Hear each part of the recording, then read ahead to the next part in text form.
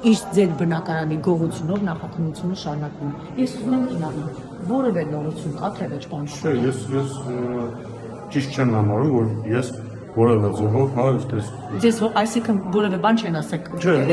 ճիշտ չեն ասել։ Դուք ուզում եք որ այս գործը կբացատրի բանական։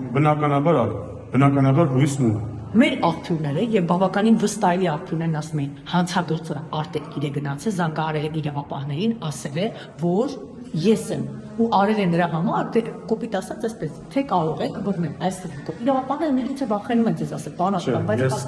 ես ձեր աղբյուրն ապրոկանցել, իսկ ես շատ կոնկրետ զանգել եմ իրավապահներին,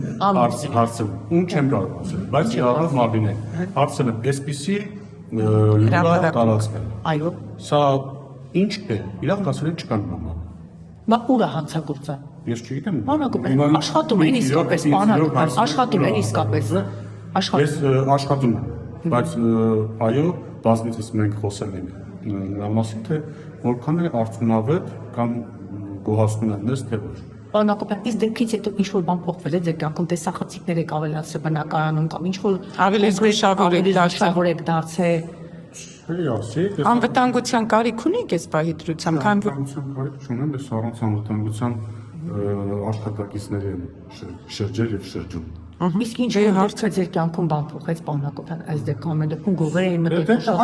ամեն դեպքում գիտեք, երբ դու ունես եւ գիտակցում ես, որ քո տանը օտար մարդ է եղել, առանց քո ներկայության եւ ինչ-որ գործություններ ա, ամեն դեպքում դա տվաճ է։ Բանակոթան ասում էին, որ իրականում պարոն Հակոբյանը այն թիվը, որ ներկայացել է, որ իրեն վնասել ասել գրեթե 7 միլիոնի կարգի, իրականության չի համարտասանում պարոն Հակոբյանի բնականին գրեթե շուրջ 30 միլիոնի գույք այդ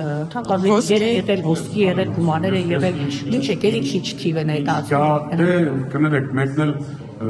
ինչ-որ ասում ես այսպես սնկով շատ մեծ թիվ է ներկայացնում, շատ մեծ թիվ է 750,000 ԱՄՆ դոլարի համարժեք դրամ է։